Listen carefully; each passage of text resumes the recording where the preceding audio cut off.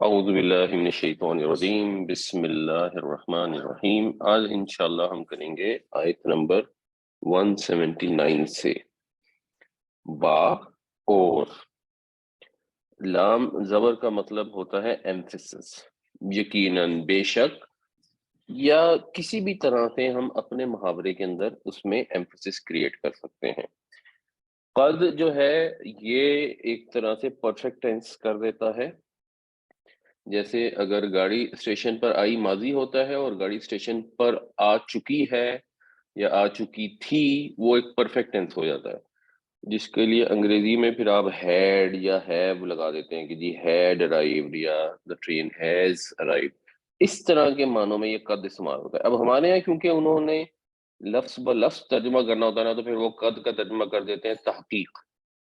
تحقیق سے بھی مراد ایکچولی ایمفسس ہی ہے، بے شک کے معنوں میں ہوتا ہے، although جنرلی لوگوں کو ویسے پتہ نہیں ہوتا کہ تحقیق کا مطلب کیا ہے، بس وہ کر دیتے ہیں اور یقیناً تحقیق۔ تو مقصد یہاں آپ کچھ نہ بھی لکھیں اور اوورال جملے میں ایمفسس کریٹ کر لیں، وہ بھی ٹھیک ہے۔ ذرا نا، یہ زوال رے اور حمزہ، ذرا یزرعو اس کا مطلب ہوتا ہے پیدا کرنا، جنرلی قرآن شریف میں اس معنی میں استعمال ہوا ہے، اور بھی کچھ مطلب ہوتے ہیں اس کے، بکھیرنے اور پھیلانے کے معنوں میں بھی ایک جگہ ہے۔ تو ذرا اس نے پیدا کیا، ذرا نا ہم نے پیدا کیا، اور ہم نے تو پیدا کیا ہے لی جہنم، جہنم کے لیے۔ یہ بھی آپ غور کریں، ہم اردو میں اکثر اس لفظ کو پڑھتے ہیں جہنم، یہ بس شاید ہماری زبان پہ اس طرح زیادہ فلو میں بیٹھتا ہے۔ عربی میں نون پر پیش نہیں ہوتی، زبر ہوتی ہے۔ قرآن شریف جب پڑھنا ہے اس کے اندر اس کو بہت احتیاط سے پڑھنے کی ضرورت ہے۔ اور ہم نے پیدا کیا جہنم کے لیے، یا اگر صحیح کریں گے تو جہنم کے لیے، کثیرم من الجن والانس، بہت سو کو جنوں اور انسانوں میں سے، یعنی ہم نے جنوں اور انسانوں میں سے بہت لوگوں کو جہنم کے لیے پیدا کیا ہے۔ جہنم کے لیے پیدا کیا ہے یعنی وہ جہنم میں جائیں گے، یعنی ان کے اعمال ایسے ہیں جس کا نتیجہ یہ ہے کہ اب وہ جہنم میں ہی جائیں گے۔ تو جب ان کی پیدائش ہوئی تو اللہ تعالیٰ کو اپنے علم سے یہ معلوم تھا کہ ان میں سے کون کون جہنم کا ایندھن بنیں گے۔ اب وہ کیوں بنیں گے، یہ وجہ یہ نہیں تھی کہ کوئی اللہ تعالیٰ نے ٹاس کیا نعوذ باللہ اور کہا کہ اچھا جی جس کا تصویر آ گئی وہ ادھر اور جس کے نمبر آ گیا وہ ادھر، نہیں، اللہ تعالیٰ نے ایک سسٹم اس کے لیے کریٹ کیا، آزمائش کے لیے انسان کو پیدا کیا۔ اور ہم نے پچھلی بار ڈسکس کیا تھا، یہ آزمائش انسان نے سوچ سمجھ کر قبول کی۔ اب وہ کیوں جائیں گے، وہ اس لیے جائیں گے لہم قلوب، لہم قلوب، لفظی ترجمہ تو بنتا ہے ان کے لیے ہیں دل، لیکن یہ عربی کا سٹائل ہے محاورتاً۔ اگر مثلاً کہیں لی کتاب، تو اس کا مطلب ہوتا ہے میری کتاب، لفظی مطلب ہے کہ میرے لیے کتاب، بٹ محاورہ مطلب ہوتا ہے میری کتاب۔ تو لہم قلوب، ان کے دل ہیں، لا یفقہون بہا، وہ ان سے فقہ نہیں کرتے، ان سے سمجھتے نہیں ہیں۔ اللہ تعالیٰ نے ان کو پیدا فرمایا، اس کے بعد انہیں دل و دماغ عطا فرمایا۔ یہ اپیرنٹلی جو محاورہ استعمال ہوتا ہے وہ عربی میں سوچنے کے لیے دل کا محاورہ استعمال ہوتا ہے، اس کی ہو سکتا ہے فزیکل سگنیفیکنس ہو سکتا ہے نہ ہو، that we don't know, but اب ہم لفظی ترجمہ کریں گے تو ہم دل ہی کریں گے۔ تو ان کے دل ہیں جن سے وہ سمجھتے نہیں۔ دل و دماغ اللہ تعالیٰ نے انسان کو دیے، شعور بخشا، تاکہ اس کے ذریعے وہ چیزوں کو سمجھے اور سمجھ کر فیصلہ کرے۔ جو ہم نے پیچھے بندروں والی ایک مثال ڈسکس کی تھی، انہوں نے کہا جی ہم نے تو اپنے دماغ استعمال ہی نہیں کرنے، ہم نے تو عقل سے کام ہی نہیں لینا، ہم نے تو سمجھ بوجھ سے کام ہی نہیں لینا، ہم نے تو ویسے ہی کرنا ہے جیسا ہوتا چلا آ رہا ہے۔ تو اس کا مطلب ہے کہ وہ اپنے دماغ سے سمجھنے کا کام نہیں لے رہے، دماغ ان کو اللہ نے دے دیے بٹ وہ ان سے سمجھتے نہیں۔ وَلَهُمْ أَعْيُنٌ لَا يُبْصِرُونَ بِهَا، عین آنکھ ہوتی ہے، یہ اس کی پلورل ہے۔ ان کی آنکھیں ہیں وہ ان سے دیکھتے نہیں، وَلَهُمْ آذَانٌ لَا يَسْمَعُونَ بِهَا، اور ان کے کان ہیں وہ ان سے سنتے نہیں۔ یعنی اللہ تعالیٰ نے کان عطا فرمائے، آنکھیں عطا فرمائی، واضح چیزیں سمجھ آ رہی ہیں، انسان دیکھ رہا ہے، جانتے بوجھتے وہ دیکھنا بند کر دے، وہ کہے میں نے اپنی آنکھیں استعمال ہی نہیں کرنی، میں نے دیکھنا ہی نہیں۔ اللہ کے نبی صلی اللہ علیہ وسلم بار بار بتا رہے ہیں کہ وہ سامنے اتنا بڑا عذاب ہے جو آ رہا ہے تمہاری طرف، وہ ایک جہنم کا گڑھا ہے جس کے اندر تم چھلانگ لگانے جا رہے ہو، اور انہوں نے اپنی آنکھیں بند کی ہوئی ہیں، اپنے کان بند کیے ہوئے ہیں۔ جب ایسا انسان کا رویہ ہوتا ہے ڈھٹائی پر مبنی، تو اس کا انجام جہنم ہوگا۔ اسی لیے اللہ تعالیٰ یہ فرمانے ہیں کہ ہم نے پیدا ہی ان کو جہنم کے لیے کیا۔ وَلَقَدْ ذَرَأْنَا لِجَهَنَّمَ كَثِيرًا مِنَ الْجِنِّ وَالْإِنسِ لَهُمْ قُلُوبٌ لَا يَفْقَهُونَ بِهَا وَلَهُمْ أَعْيُنٌ لَا يُبْصِرُونَ بِهَا وَلَهُمْ آذَانٌ لَا يَسْمَعُونَ بِهَا، اور ہم نے پیدا کیا ہے جہنم کے لیے بہت سے جن اور انسانوں کو، ان کے دل ہیں جن سے وہ سمجھتے نہیں، اور ان کی آنکھیں ہیں جن سے وہ دیکھتے نہیں، اور ان کے کان ہیں جن سے وہ سنتے نہیں۔ یہ بنیادی طور پر بات قریش کی ہو رہی ہے۔ ہمیں یہ سوچنا چاہیے کہ قریش تو ایسے تھے، ہم تو ایسے نہیں۔ ہم تو دل، دماغ، سمع، بصر، یہ اللہ نے صلاحیتیں پیدا کی ہیں، ہم تو ان کا فائدہ اٹھا رہے ہیں نا۔ ہم تو اندھا دھند وہ کام نہیں کیے جا رہے جو معاشرے میں ہو رہے ہیں، ہمارے باپ دادا کرتے چلے آئے تھے۔ اولئک کالانعام، یہ اگر آپ انعام پر غور کریں تو یہاں پر آخر میں ایک زیر ہے۔ ہمیں معلوم ہے کہ 3 کیس ہوتے ہیں، رفع نصب جر، مسلمن، مسلمن، مسلمن۔ تو یہ مسلمن والا کیس ہے، جر کا کیس ہے۔ جر کی 2 وجوہات ہوتی ہیں، مرکب اضافی کا جو سیکنڈ پارٹ ہوتا ہے وہ جر میں ہوتا ہے، یا اگر پہلے اسم کے حرف جر آ جائے تو وہ جر میں۔ تو کاف زبر کا جو ہے یہ حرف جر ہے، تو جب حرف جر آئے گا تو یہ اپنے بعد میں آنے والے اسم کو جر دے گا۔ اگر وہ واحد ہوگا اسم ہوگا تو اکثر کے اندر آپ کو یہاں زیر نظر آئے گی، کچھ میں نہیں آتی اگر وہ غیر منصرف یا مبنی ہو۔ 70-80% جو اسماء ہیں ان کے اندر آپ کو آخری حرف کے اوپر واحد کے کیس میں زیر نظر آئے گی۔ کل انعامی، انعام کی طرح ہیں۔ انعام کیا ہوتے ہیں؟ مویشی۔ اب عربی میں تو یہ لفظ مویشی ہے، اور اردو میں جب ہم ترجمہ کریں گے تو ہم اس کو جانور کر دیں گے یا اس طرح کا کوئی ٹرانسلیشن کریں گے، کیونکہ ہمارے محاورے کے اندر وہ فٹ ہوتا ہے۔ پریکٹیکلی یہاں پہ بات ویسے لفظ مویشیوں کا استعمال کیا گیا، یعنی اگر آپ غور کریں گے، فرض کریں آپ دیکھیں جو جنگل میں ہوتا ہے بھینسا یا نیل گائے، تو اگر آپ اس کو دیکھیں گے نا تو وہ ایکٹیو اس کی پرسنالٹی ہوتی ہے، اور جب اس کو فیل ہوتا ہے، اسے محسوس ہوتا ہے کہ کوئی شیر وغیرہ اس کے اوپر حملہ کرنے آ رہا ہے، تو وہ ایک دم بھاگتا ہے اور توڑتا ہے اور اپنی جان بچانے کی کوشش کرتا ہے۔ نہیں، ایک اس کی جو سینسز ہیں وہ پھر بھی کچھ نہ کچھ ہوتی ہیں۔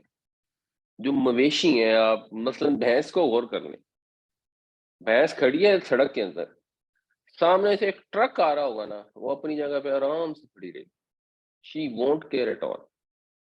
اس کو جیسے بالکل کچھ سمجھ نہیں آ رہی، جس سے پھر وہ محاورے نہیں ہے ہمارے کہ بھینس کے آگے بین بجانا، اس کو بالکل ہی کچھ سمجھ نہ ہے۔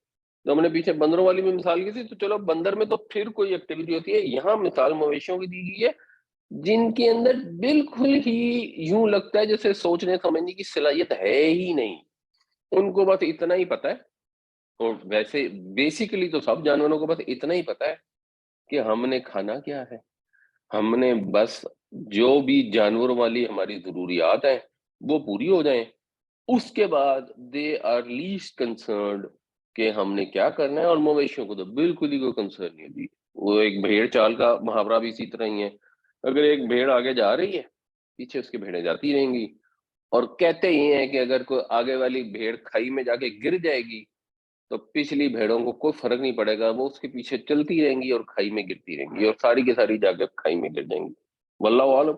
بٹ ان جنرل مویشیوں کے یہ حالات ہوتے ہیں، لیکن اب ہم نے اپنی زبان میں جب بامعنی ترجمہ کرنا ہے تو ہم کہیں گے وہ تو جانوروں کی طرح ہے، یا وہ تو چوپایوں کی طرح ہے، یہ اردو کا محاورہ ہے، اور مقصد سے یہی ہے کہ جیسے جانوروں میں عقل نہیں ہوتی، جانوروں میں سینس نہیں ہوتی، اس طرح کے لوگ ہیں یہ۔ تو جو انسان اور جانور کا فرق ہے وہ شعور کا ڈفرنس ہے، تو جب انسان اپنے شعور کو استعمال کرنے سے انکار کر دے تو پھر وہ جانوروں کی طرح ہو گیا نا۔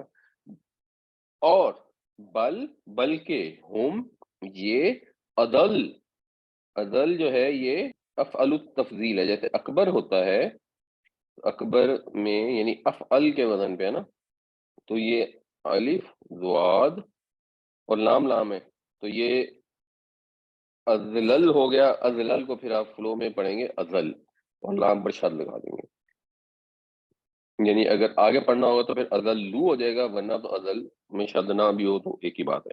تو ان سے بھی زیادہ گمراہ ہیں یہ جانور، تو جیسے ہیں ہی، بٹ ان سے بھی زیادہ گمراہ ہیں، کیونکہ یہ تو وہ کام کرتے ہیں جو جانور بھی نہیں کرتے۔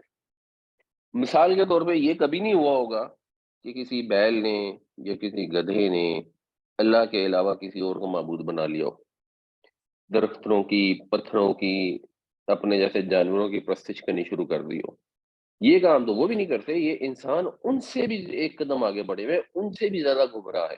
جب انسان ڈھٹائی کا شکار ہو جائے، جب انسان اپنے عقل کو استعمال کرنے کا فیصلہ چھوڑ دے، الٹا فیصلہ کر لے کہ میں نے عقل استعمال ہی نہیں کرنی، آنکھوں سے دیکھنا ہی ہے، کان سے سننا ہی نہیں ہے، پھر وہ جانوروں سے بدتر ہو جاتا ہے۔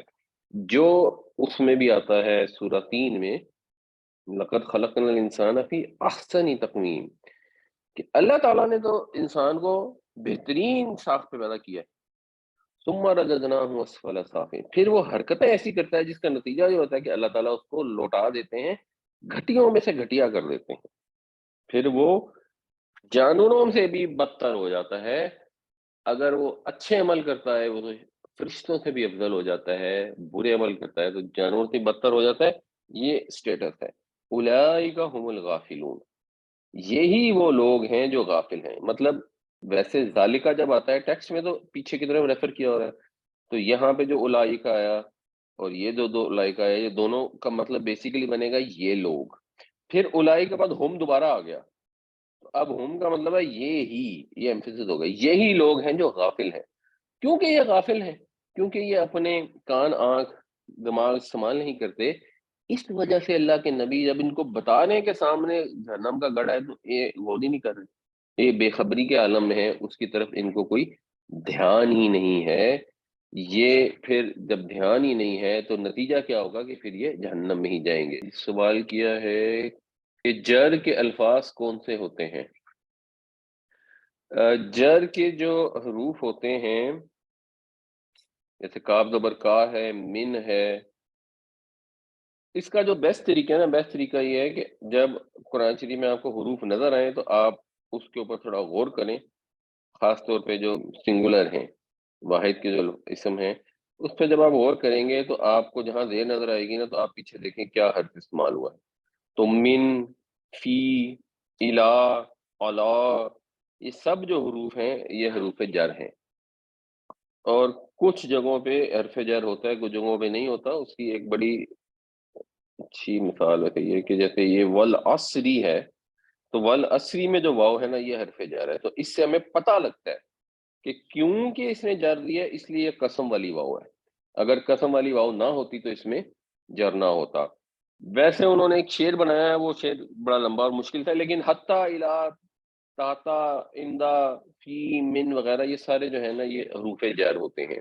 اولئک کالانعام بل هم اضل اولئک هم الغافلون، یہ تو جانوروں کی طرح ہیں بلکہ ان سے بھی گمراہ ہیں، یہی لوگ ہیں جو بالکل بے خبر ہیں۔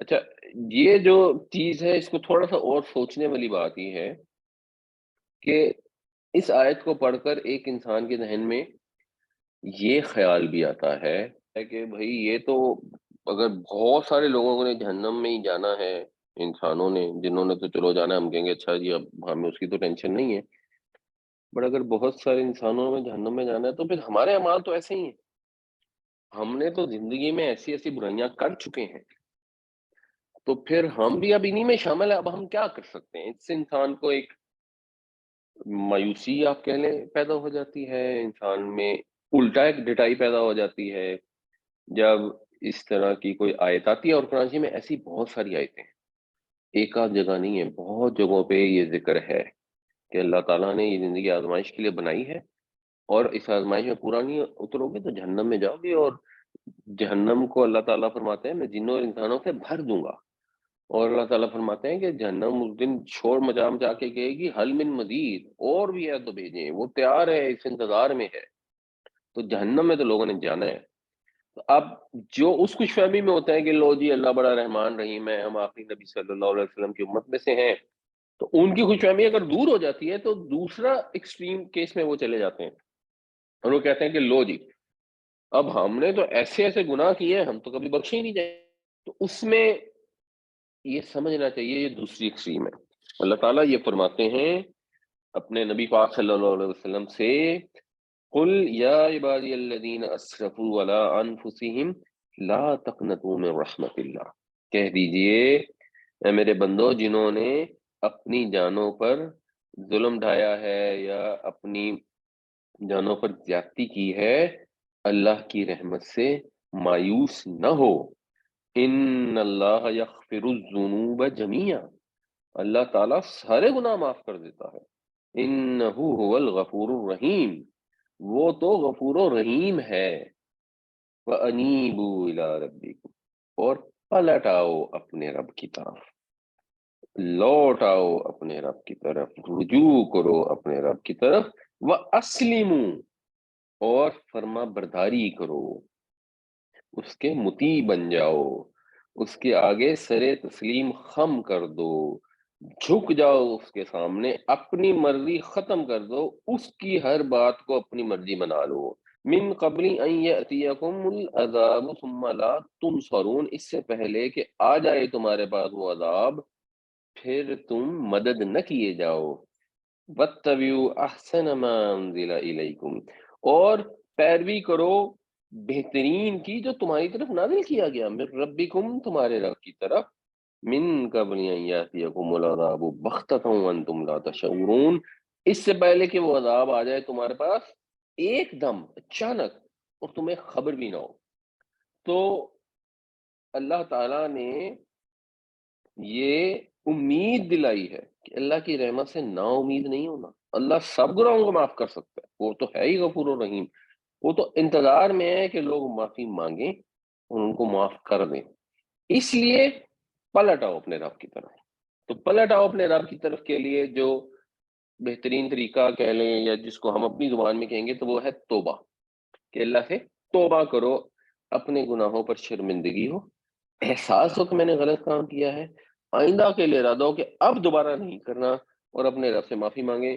اس کے لیے پھر بہت سارے کلمات ملتے ہیں، حدیث کے کلمات بھی ہیں، حدیث کے علاوہ بھی ہیں، مثال کے طور پہ ایک وہ جس کو پانچواں کلمہ کہہ کر بتایا جاتا ہے، وہ ویسے حدیث کے الفاظ ایگزیکٹ نہیں ہے، استغفر اللہ ربی من کل ذنب واتوب الیہ، یہ یا وہ جو پورا کہتے ہیں ذنبتہ عمدن او خطأ سرا او علانیۃ واتوب الیہ من الذنب الذی اعلم ومن الذنب الذی لا اعلم انک انت علام الغیوب وستار العیوب وغفار الذنوب ولا حول ولا قوۃ الا باللہ العلی العظیم، وہ بھلے بھی ٹھیک ہیں، اور یہ ایک نبی کریم صلی اللہ علیہ وسلم کی حدیث سے مثلاً الفاظ ہیں، اور بہت سارے الفاظ ملتے ہیں، قرآن شریف میں بھی بہت سارے ملتے ہیں، حضرت آدم علیہ السلام کی دعا بھی ہے جیسے، تو ایک حضور کی حدیث ہے بخاری میں کہ سید الاستغفار جو ہے وہ یہ ہے کہ تم کو اللہم انت ربی، اے اللہ تو میرا رب ہے، لا الہ الا انت، تیرے سوا کوئی معبود نہیں،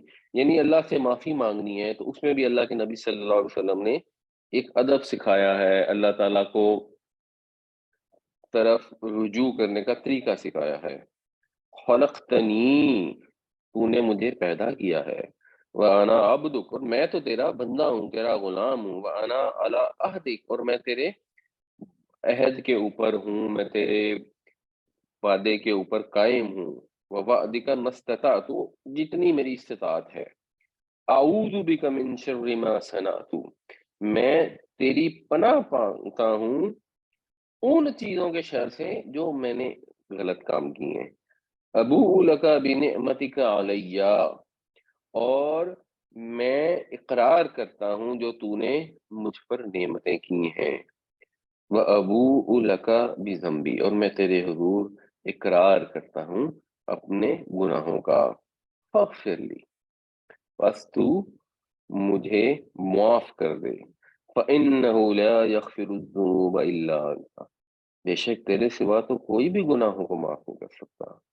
پھر نبی کریم صلی اللہ علیہ وسلم نے فرمایا، اب یہ یا حضور نے فرمایا یا جن صحابی نے بیان کیا، موسٹ پرابلی حضور نہیں فرمایا، وَمَنْ قَالَهَا مِنَ النَّهَارِ مُوقِنًا بِهَا، اور جس نے یہ کہے دن کے وقت اور دل میں اس پر یقین رکھا، یعنی یقین سے، یعنی جو توبہ کا جو کانسیپٹ ہے، یہ پھر اللہ کے نبی صلی اللہ علیہ وسلم نے ساتھ، یعنی ایک اچھی انہوں نے خوشخبری دی حضور نے، اور ساتھ یہ بھی کلیئر کیا، بعض حدیثوں میں کلیئر ہوگا، بعض میں نہیں ہوگا، بٹ آپ جب پورے دین کو سب حدیثوں آیتوں کو ملا کر پڑھیں گے تو فوکس یہی ہے کہ آپ نے اگر یہ کلمات دل کے یقین کے ساتھ ادا کی، اور یہ سب کلمات دل کے یقین کے ساتھ ہی ادا کرنے ہوتے ہیں، یہ بڑی امپورٹنٹ چیز ہے جس کو سمجھنا چاہیے۔ ہمارے یہاں لوگ یہ سمجھتے ہیں کہ آپ استغفار کی تسبیح پڑھ لیں، وہ 101 دفعہ فلاں ذکر کریں، اتنی دفعہ یہ کریں، اتنی دفعہ یہ کریں، اس سے آپ کے گناہ معاف کریں۔ اگر کوئی گنتیاں کر کر کے 100 200 دفعہ کوئی اذکار کرتے بھی ہیں تو اس میں کچھ تھوڑی بہت حکمت بھی ہوتی ہے، کیونکہ جب آپ 100 دفعہ پڑھیں گے تو شاید کسی دفعہ آپ کا دل اس طرح متوجہ ہو۔ زیادہ تر میں نے ویسے نوٹس کیا ہے کہ جب آپ بہت لمبی لمبی تسبیحیں کرتے ہیں تو پھر ایکچولی ادھر دل متوجہ نہیں ہوتا۔ جو دعا ہے، استغفار ہے، یہ کرنے کی چیز ہوتی ہے، پڑھنے کی چیز نہیں ہوتی۔ دعا پڑھنا ایک علیحدہ چیز ہے، دعا کرنا ایک علیحدہ چیز ہے۔ تو دل میں جب یقین ہو، توجہ ہو، صحیح معنوں میں اللہ سے معافی مانگنا، ورنہ اگر ایک میں بڑی کروڈ اگزامپل دوں، نعوذ باللہ، وہ اس سے بالکل ریلیٹ نہیں کرتی، لیکن آپ کے پاس ایک شخص مانگنے آیا، آپ کے پاس استطاعت نہیں تھی، آپ اس کی مدد کرنا چاہتے تھے، آپ استطاعت نہیں تھی، تو آپ نے کہا جی مجھے معاف کر دیجئے، میں آپ کی مدد نہیں کر سکتا، میں چاہتا تھا میں کر نہیں سکتا۔ تو ہو سکتا ہے شروع میں آپ نے کسی کو ایسا کہا ہو یا کسی نے کسی کو ایسا کہا ہو، لیکن اب جب کوئی ہم سے لینے آتا ہے کوئی چیز تو آگے سے ہم کہتے ہیں جی معاف کرو جی۔ اب وہ معاف کرو جی میں معافی نہیں مانگ رہے ہوتے ہم، وہ بس ہم معاف کرو جی کا لفظ پڑھ رہے ہوتے ہیں۔ تو جب اللہ کے حضور حاضر ہوں اور اللہ سے اپنے گناہوں کی معافی مانگے تو یہ استغفر اللہ استغفر اللہ استغفر اللہ 101 دفعہ پڑھنے سے وہ معافی ہے ہی نہیں، وہ تو آپ نے مانگی ہی نہیں، آپ نے تو استغفار کی تسبیح پڑھی ہے۔ تو دل میں جب یقین ہوگا اس چیز کا کہ یا اللہ میں اپنے گناہوں کا اقرار کرتا ہوں، جو تو نے مجھ پر نعمتیں کی ہیں میں ان پہ بھی اقرار کرتا ہوں، یا اللہ میرے گناہوں کو ڈھانپ دے، یا اللہ مجھے معاف کر دے، کیونکہ تیرے سوا کو معاف کر ہی نہیں سکتا، تیرے در کے علاوہ ہم کہاں جائیں۔ یہ فیلنگ، یہ الفاظ جب سوچ سمجھ کے اور یقین کے ساتھ کہے جائیں گے، فَمَاتَ مِنْ يَوْمِهِ قَبْلَ أَنْ يُمْسِيَ، تو اگر وہ مر جاتا ہے اس دن کی شام ہونے سے پہلے، فہو من اہل الجنہ، تو وہ جنت میں چلا جائے گا۔ ومن قالها من الليل وهو موقن بها فمات قبل ان يصبح فهو من اہل الجنہ، اور جس نے یہ الفاظ رات کو ادا کیے دل کے مکمل یقین کے ساتھ اور صبح ہونے سے پہلے وہ فوت ہو گیا تو وہ بھی اہل جنت میں سے ہے۔ کا مطلب یہ ہے، بات وہی ہے کہ اللہ تعالیٰ سب گناہوں کو معاف فرما سکتا ہے، سچے دل سے اللہ سے معافی مانگی جائے، اور قرآن شریف سے بھی ہمیں یہ پتہ لگتا ہے کہ اگر قریب کے وقت میں معافی مانگ لیا پھر تو اللہ نے لازم کر لیا ہے اپنے اوپر اس کو معاف کر دینا۔ اگر موت آتے وقت معافی مانگی، نظر آ رہی ہے کہ موت اور اس وقت معافی مانگی، اس کا کوئی فائدہ نہیں ہے، درمیان میں مانگی تب بھی غالب امکان یہی ہے کہ اللہ تعالیٰ کی رحمت سے توقع یہی ہے کہ اللہ تعالیٰ معاف فرما دے گا۔ اس لیے جب بھی اپنے گناہوں کا احساس ہو جائے فوراً معافی مانگ لیں، اور معافی مانگیں تو یقین کے ساتھ مانگیں، اور یہ چیز کا دھیان رکھیں کہ یقین کے ساتھ جو معافی مانگی ہے اس کے بعد اس پہ قائم رہے، تو وہ اسی شام فوت ہو گئے، پھر تو ٹھیک ہے۔ اب پتہ لگا 2 دن بعد فوت ہوئے اور درمیان میں پھر وہی والا غلط کام کر لی اور پھر وہ معافی نہ مانگی ہوئی، تو ظاہر سی بات ہے وہ پچھلی معافی بھی کام نہیں آئے گی۔ وَلِلَّهِ الْأَسْمَاءُ الْحُسْنَى، اب یہ للہ میں بھی جو لام ہے یہ حرف جر ہے، اس وجہ سے ہے کے اوپر جر آ گئی ہے۔ اچھا یہ کبوتر جو کہہ رہے ہیں نا، یہ تو حروف ایسے ہیں جو سنگل حروف ہے نا، وہ یہ ہیں، کاف ہے، بے ہے، واو قسمیہ، ہر واو نہیں، تے بھی قسمیہ ہوتی ہے، تاللہ واللہ جو ہوتا ہے، اور یہ لام بھی لام زیر والی للہ والی، ایک لام زبر والی بھی ہوتی ہے، وہ بھی اس میں نہیں ہے۔ تو اور اللہ کے لیے ہیں الاسماء الحسنى، خوبصورت نام۔ یہ بھی کچھ لوگ اس کو پڑھتے ہیں اسماء الحسنى، وہ ذہن میں رکھنا چاہیے، وہ غلط ہے، کیونکہ اسماء الحسنى بن جاتا ہے مرکب اضافی، اس کا مطلب ہوتا ہے حسنہ کے نام۔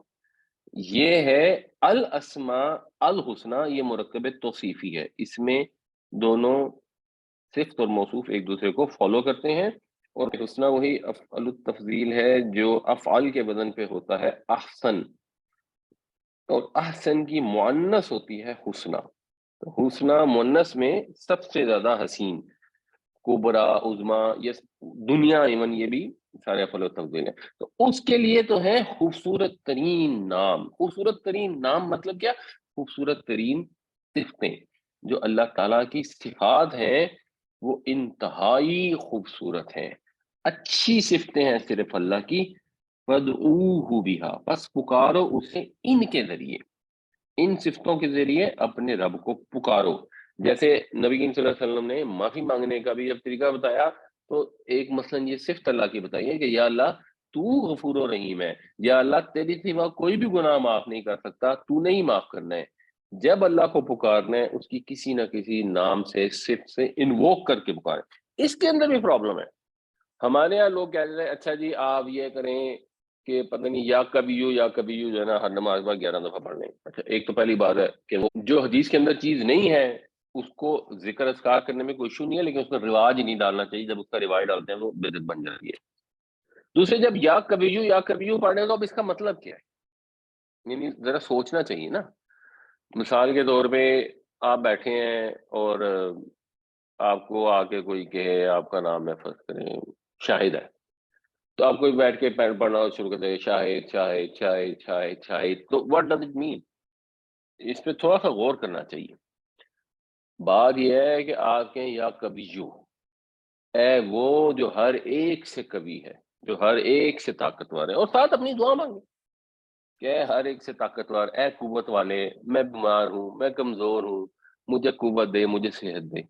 تو دین اٹ ریلیٹس، یہ پکارنا ہے اللہ کو اس کے اچھے ناموں سے۔ اگر وہ یا کبھی پڑھ رہا ہے تو ٹھیک ہے، وہ بھی ٹھیک ہے، اس کی وجہ ہے کہ اللہ تعالیٰ کے نام میں بھی تو ایک اثر ہے نا۔ آپ بار بار پڑھتے رہیں گے تو کوئی نہ کوئی اثر ہوگا۔ اب یہ نہیں کہ آپ وہ پڑھ رہے تو وہ گناہ کا کام کر رہا ہے، اللہ کا نام ہی پڑھ رہا ہے تو اچھی بات ہے، لیکن کانسیپٹ کو سمجھنا چاہیے۔ بالکل ایسے ہی جیسے قرآن شریف آپ صرف تلاوت کر لیتے ہیں تو کوئی بری بات تو نہیں ہے، تو اچھی بات، اللہ کا کلام پڑھ رہے ہیں، منہ سے اچھے الفاظ ادا کر رہے ہیں، وہ الفاظ تو خوبصورت ترین، عمدہ ترین، اچھے ترین ہیں، تو وہ کرنے سے ظاہر سی بات ہے وہ بھی اچھی بات ہے، لیکن اصل مقصد تو قرآن سے ہدایت حاصل کرنا ہے۔ اسی طرح یہاں پہ جو اسماء الحسنہ کا استعمال جو بتایا جا رہا ہے کہ ان سے پکارو اس سے، تو اللہ کا نام لے، اللہ تو غفور ہے۔ جیسے ایک وہ ہے حدیث میں دعا آتی ہے انک عفو وتحب العفو فاعف عنی، اللہ تو عفو ہے اور تو معاف کرنے کو پسند کرتا ہے، بس مجھے معاف کر دیں۔ تو اللہ کا نام لے کر آپ اس کی کسی صفت کے ذریعے اس کی رحمت کو انووک کرنے کی کوشش کرتے ہیں، اس کی طرف اللہ کے حضور اپنی گزارش کرنے کے ادب کا ایک طریقہ ہے کہ یا اللہ آپ تو دیکھنے والے ہیں، آپ تو بصیر ہیں، میری آنکھیں کمزور ہو گئی ہیں، میری آنکھوں کو صحت عطا فرمائیں، آپ قوی ہیں، آپ متین ہیں، آپ میرے اوپر، میرا دل کمزور ہے اس کو صحت دے دیں، آپ وجود ہیں میرے پہ لطف فرمائیے، آپ رحیم ہیں، آپ رحمان ہیں، سب رحمت کرنے والوں سے بڑھ کے رحمت کرنے والے ہیں، یا اللہ میرے گناہوں کو معاف کریں، میرے اوپر رحمت فرمائیں۔ تو زیادہ جو اس کا اصل فوکس ہے وہ اس پہ ہونا چاہیے باقی کوئی اگر صرف اللہ کے ناموں کی تسبیح کر رہا ہے تو بہرحال وہ بھی ٹھیک ہے، یعنی اس کو غلط نہیں کہہ سکتے، مگر کامن سینس سے وہ آپ 100 دفعہ ایک تسبیح پڑھ لیں گے اور اس کی بجائے ایک دفعہ اگر جذبے سے، یقین سے، خلوص سے، فیلنگ کے ساتھ اللہ کا نام لیں گے تو میرا ذاتی خیال ہے کہ اس کا اثر اس سے زیادہ ہوگا۔ وَذَرُوا الَّذِينَ يُلْحِدُونَ، اور چھوڑ دو ان لوگوں کو جو الحاد کرتے ہیں فی اسمائی، اس کے ناموں کے اندر۔ یہ بنیادی طور پہ جو لفظ ہے نا، یہ لحد سے نکلا ہے۔ لحد میں جو قبر ہوتی ہے یہ فرق ہوتی ہے، اس میں بغلی قبر ہوتی ہے، تو آپ پہلے نیچے جاتے ہیں، پھر آپ ہٹ کر سائیڈ میں کھودتے ہیں، تو سیدھے راستے سے جب آپ ہٹ جاتے ہیں، درمیان سے ہٹ جاتے ہیں، یا آپ نے تیر چلایا اور اس نے نشانہ خطا کر دیا، تو اس کے لیے لفظ الحاد کا استعمال ہوتا ہے۔ تو چھوڑ دو ان لوگوں کو جو کجروی اختیار کرتے ہیں اس کے ناموں میں، اس کی اتفاق میں، یعنی اس کو پکارنے کے لیے کسی ایسی صفت سے پکاریں جو اس کے لیے موزوں نہ ہو۔ جیسے عیسائی جو ہیں وہ اللہ تعالیٰ کو نعوذ باللہ اس سینس میں پکارتے ہیں کہ باپ، بیٹا اور ہولی گوسٹ، تو اللہ تعالیٰ تو کسی کا باپ نہیں ہے۔ جب آپ ڈیپینڈنگ کہ آپ کس سینس میں لفظ استعمال کر رہے ہیں، اگر تو اس سینس میں استعمال کر رہے ہو کہ اللہ تعالیٰ شفقت فرمانے والا ہے، تو اس کے لیے لفظ باپ کا استعمال اگر ہوا بھی، اس کا ایک میننگ باپ بھی تھا اور ایک میننگ یہ بھی تھا جب باپ کی نہ شفقت کرنے والا، تو فرق بات ہے۔ لیکن وہ تو اس سینس میں استعمال کرتے ہیں کہ اللہ تعالیٰ نے بیٹے کو جنم دیا، اور وہ اللہ کی صفات کے اندر الحاد ہے، کیونکہ اللہ کی صفت یہ نہیں ہے کہ وہ کسی مخلوق کو جنم دے، اس کی صفت تو یہ ہے کہ وہ مخلوق کو تخلیق فرماتا ہے، لم یلد ولم یولد۔ یا یہ ای کہہ دینا کہ وقالوا اتخذ اللہ ولدا، کہ وہ کہتے ہیں اللہ نے بیٹا پکڑا، سبحانہ، وہ تو پاک ہے اس سے۔ تو یہ جب بھی ایسی کوئی صفت اللہ کے لیے استعمال کریں، ایسا کوئی نام استعمال کریں جس کے اندر اللہ تعالیٰ سے کوئی ایسی صفت منسوب ہو جائے جو اس کے مقام سے اس کو ہٹا دے، that is a problem. Otherwise یہ اگر نام میں ایسا پرابلم نہیں ہے تو پھر ایشو نہیں ہے۔ یہ بھی ایک چیز ویسے امپورٹنٹ ذہن میں رکھنی چاہیے۔ Just to give you an example, اب یہ سکھ کہتے ہیں ست سری اکال۔ اب اکال کا بنیادی طور پر مطلب ہوتا ہے کہ وہ جو کبھی مرتا نہیں ہے، جو ہمیشہ زندہ رہے گا۔ ست کا مطلب ہے سچ، یعنی حق ہے وہ ذات جس کو کبھی موت نہیں آئے گی۔ تو اگر وہ ست سری اکال کہتے ہیں اور کوئی مسلمان، سکھ مسلمان ہو جاتا ہے اور اللہ تعالیٰ کے لیے یہ الفاظ استعمال کرتا رہتا ہے تو اس میں ویسے ایشو نہیں ہے۔ یہ ایک معنی، دوسری ایکسٹریم میں لوگ بعض اوقات ہو جاتے ہیں کہ جی گاڈ کا لفظ استعمال نہ کریں اور خدا کا لفظ استعمال نہ کریں۔ یہ بھی ہم نے ایک دفعہ ڈیٹیل سے ڈسکس کیا تھا پہلے۔ ہندوؤں کے بھی یہاں بہت سارے الفاظ ہیں، ایون بھگوان جو ہے نا، بھگوان سے مراد ان کی وہی خدا ہوتی ہے جس کو تخلیق کرنے والا ہے سب کا۔ یا ایک لفظ استعمال کرتے ہیں پرماتما۔ پرماتما کا مطلب ہوتا ہے اوریجنل سول۔ اوریجنل سول یعنی جو ہمیشہ سے ہے اور جس کی وجہ سے پھر آگے ساری روحیں ہیں، اس سینس میں لیں گے تو پرماتما ٹھیک ہے۔ پرماتما سے ایک غلط مطلب بھی ہو سکتا ہے کہ وہ سول جو پھر جس کا ریفلیکشن ہر کے اندر ہوئی ہے، وہ ریفلیکشن ڈیپینڈ کرتا ہے آپ کس طرح سے اس کا میننگ لیتے ہیں۔ بٹ مقصد یہ ہے کہ جن بھی ناموں سے اللہ کو پکاریں وہ ٹھیک ہے، وہ نام اچھے ہونے چاہیے۔ اب بہتر یہی ہے ڈیفینیٹلی کہ وہ نام ایسے ہوں جو قرآن میں احادیث میں استعمال ہو، اس سے آپ کو آسانی ہو جاتی ہے، آپ کو یہ کنفیوژن نہیں رہتی کہ کہیں اس کا کوئی غلط مطلب نہ ہو۔ آپ مثال کے طور پہ اللہ کا نام ہے علی، تو اب آپ کہیں جی علی تو حضرت علی کا نام بھی تھا، اللہ کا نام بھی علی ہے، اب کیا کریں، پکاریں نہ پکاریں؟ تو آپ کو پتہ ہے کیونکہ اللہ کا نام قرآن شریف میں والعلی العظیم آیا ہے، تو آپ کو آسانی ہو جاتی ہے کہ ہاں جی اس میں کوئی ایشو نہیں ہے۔ کچھ ناموں میں اگر آپ کو کنفیوژن ہو رہی ہو تو آپ پھر احتیاط کر لیں۔ اگر کسی کو خدا کے لفظ سے کنفیوژن ہو رہی ہے، ویسے تو خدا کے لفظ میں تو خیر کوئی کنفیوژن نہیں ہے، بٹ کچھ الفاظ ہو سکتے ہیں ان میں ایسے معنی ہوں جو معنی اللہ کے شانہ نشان نہ ہوں۔ افریقہ کے قبائل میں وہ خدا کو مختلف لفظوں سے استعمال کرتے ہیں، تو ہو سکتا ہے کوئی ہمیں لگے کہ نہیں یہ شایع نشان نہیں ہے۔ اور مخلوق کے لیے وہ نام استعمال نہیں کیے جانے چاہیے جو صرف اور صرف خالق کے لیے، یہ بھی ایک پرابلم ہے۔ مثال کے طور پہ جب نام ہوتا ہے نا عبد الرزاق، خاص طور سے جو ایسے نام ہیں، عبد الرزاق کے اندر بہت پرابلم ہے کہ جب آپ صرف عبد کو چھوڑ دیتے ہیں اور اس کو رزاق رزاق کہہ کے بلاتے ہیں. That is a real issue because Razzaq یہ جس میں شد آ جاتی ہے نا، یہ تو صرف اللہ تعالیٰ ہی کی ذات ہے. غفار تو صرف اللہ تعالیٰ ہی کی ذات ہے. یعنی رازق تو پھر بھی ہو سکتے ہیں اللہ کے علاوہ. جو کسی کو کھانا کھلا دے وہ رازق ہے. جیسے یہ علی ہو سکتا ہے، اللہ کا نام بھی ہے اور بندوں کا بھی ہو سکتا ہے. رب کا لفظ بھی اللہ کے لیے استعمال ہوتا ہے، مالک کے لیے بھی استعمال ہوتا ہے. مولا کا لفظ اللہ کے لیے استعمال ہوتا ہے، دوست کے لیے بھی استعمال ہوتا ہے. قرآن شریف میں انت مولانا فانصرنا علی القوم الکافرین، مگر حضرت علی کے لیے بھی اللہ کے نبی صلی اللہ علیہ وسلم نے فرمایا کہ جس کا میں مولا ہوں علی بھی اس کا مولا ہے. یعنی جس کا میں دوست ہوں، جس کو مجھ سے محبت ہے، اس کو علی سے بھی محبت ہونی چاہیے. لیکن یہ رزاق، غفار، ستار، ایون خالق کے لفظ کے اندر بھی ایشو ہے، اور ایون رازق میں بھی تھوڑا سا ایک ایشو آ جاتا ہے. اسی عبد الرزاق کو ہمیشہ عبد الرزاق ہی کہا کریں، اس کو کبھی بھی رزاق نہ کہا کریں. یہ پھر ایک سیریس پرابلم کریٹ ہو جاتی ہے. سَيُجْزَوْنَ مَا كَانُوا يَعْمَلُونَ، سین مستقبل سے خاص کرتا ہے. یوجزون پیسو وائس ہے، فعل مجہول. یجزون وہ جزا دیتے ہیں، یوجزون وہ جزا دیے جاتے ہیں. سیجزون وہ جزا دیے جائیں گے، ما کانوا یعملون جو بھی وہ عمل کرتے ہیں. مطلب یہ کہ آپ پھر چھوڑ دیں. اگر یہ مکے کے مشرک ہیں اور یہ اللہ کے ناموں میں الحاد کرتے ہیں یا اپنے شریکوں کو ان ناموں سے بلاتے ہیں جو اللہ کے نام ہیں، مثلا انہوں نے اللہ کے لفظ کو چینج کر کے الحاد کر کے لات اپنی دیوی کا نام رکھ دیا ہے، عزیز کو چینج کر کے عزا اپنی دیوی کا نام رکھ دیا، اگر اس طرح کے الحاد ہیں، یا اللہ کو کسی ایسے نام سے پکارتے ہیں جس سے یعنی کوئی مخلوقات والی اس میں کمی کوتاہی پائی جاتی ہے، تو ان کو ایسی حرکتیں کر رہے ہیں، ان کو چھوڑ دیں ان کے حال کے اوپر. وہ جو کر رہے ہیں وہ اس کا پھر بدلہ پائیں گے. آپ کا فرض ان کو بتا دینا ہے بس. اس کے بعد یہ نہیں ہے کہ پھر وہ نہیں باز آتے تو پھر نہ باز آئیں. وَلِلَّهِ الْأَسْمَاءُ الْحُسْنَى فَادْعُوهُ بِهَا وَذَرُوا الَّذِينَ يُلْحِدُونَ فِي أَسْمَائِهِ سَيُجْزَوْنَ مَا كَانُوا يَعْمَلُونَ. اور اللہ کے لیے تو صرف اچھے نام ہے، بس اس کو انہی سے پکارو اور چھوڑ دو ان لوگوں کو جو اس کے ناموں میں اس کی صفات میں کجروی اختیار کرتے ہیں. وہ بدلہ پائیں گے اس کا جو وہ عمل کرتے ہیں. وَمِمَّنْ خَلَقْنَا، اور جن کو ہم نے تخلیق کیا ان میں سے. دیکھیں من خلقنا جس کو ہم نے تخلیق کیا، من اس میں سے. پھر یہ من اور من کٹھا ہو کے پڑھا جائے گا ممن.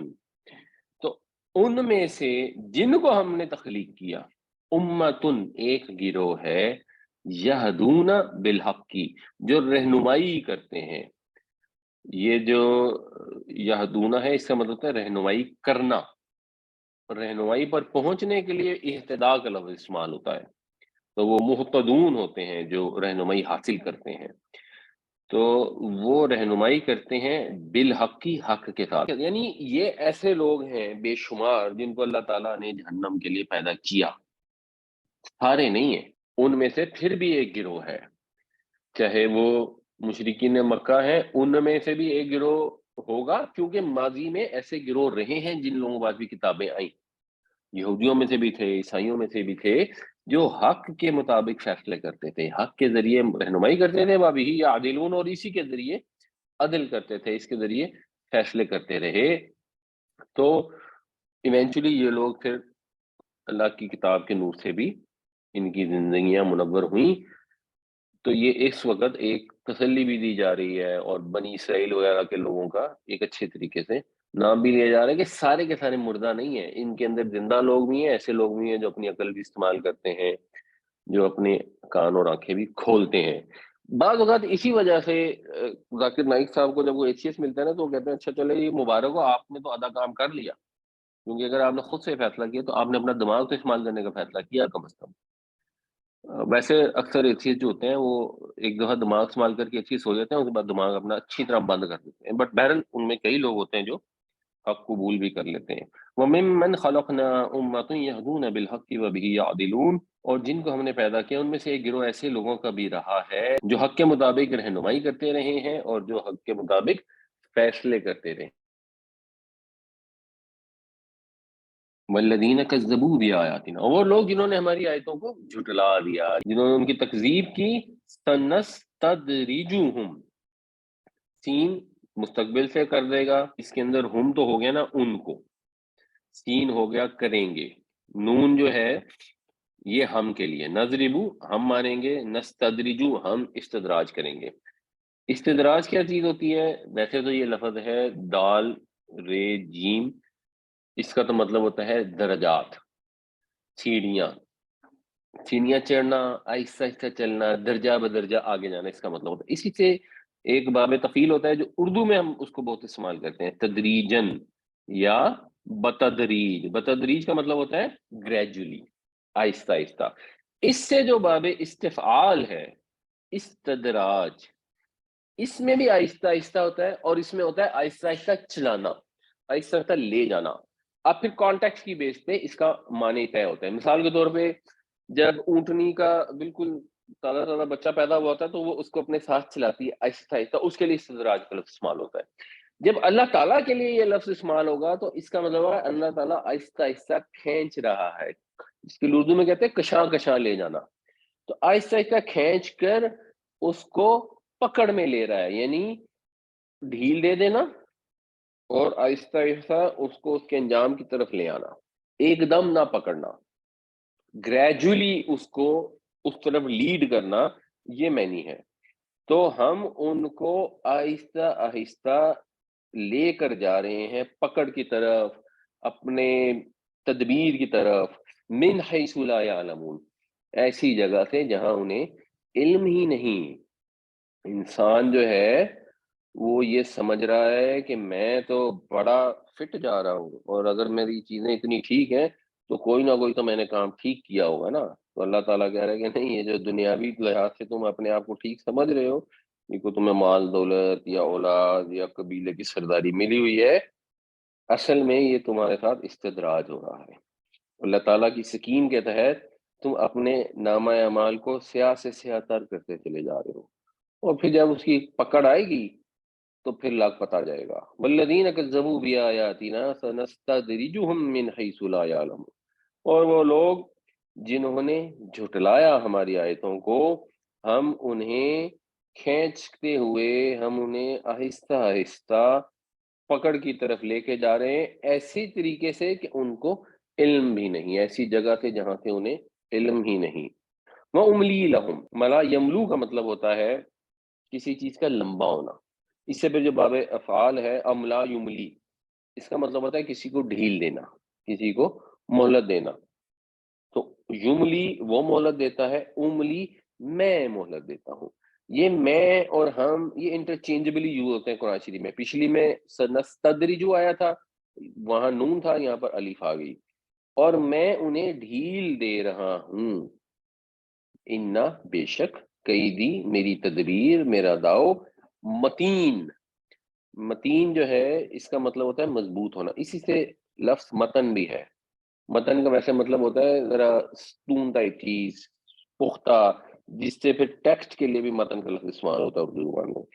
تو بے شک میرا داؤ بہت مضبوط ہے، میری تدبیر بڑی محکم ہے۔ ان کو اللہ تعالیٰ ڈھیل دے رہا ہے، وہ سمجھ رہے ہیں کہ ہم جیت گئے، ہم تو کامیاب ہو گئے، اللہ کے رسول تشریف لے آئے، ان کو ہم نے انکار کر دیا، ہم پھر بھی صحیح ہیں۔ اس کا مطلب ہے کہ ہم تو جو کر رہے صحیح کر رہے ہیں، اور نعوذ باللہ وہ غلط کر رہے ہیں، کہ سارے غریب غریب کمزور کمزور لوگ ان کے ساتھ ہو گئے ہیں، اور ہم نے ان کو ایونچولی مکہ سے بھی مجبور کر دیا نکلنے کے اوپر، تو ہم کتنا بہتر جا رہے ہیں۔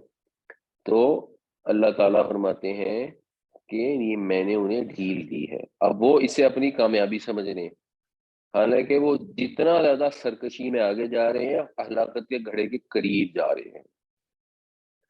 اور اللہ تعالیٰ کو کوئی جلدی ہے نہیں، کیونکہ جلد بازی تو اس وقت ہوتی ہے نا، آپ اگر کبھی ٹریفک میں جا رہے ہو، آپ کو لگے یار سگنل بند ہونے والا ہے اور بند ہو گیا تو پھر میں کچھ کر نہیں سکوں گا، تب جلدی سے نکالنے کی کوشش کرتا ہوں، یا آپ سوچتے ہیں ٹریفک ہے تو میں نے یہاں پہ گاڑی نہ لگا لی تو وہ آ جائے گا اور پھر میں پیچھے رہ جاؤں گا، یا اگر وہ شکار کرنے جاتا ہے تو اس کو ہوتا ہے کہ اگر میں نے شکار کا ابھی فوراً نشانہ نہ لیا نا تو کہیں وہ بھاگ نہ جائے اور اڑ گیا تو پھر ہاتھ نہیں آئے گا، تو ہوتی ہے ایسے شکاری کو جلدی۔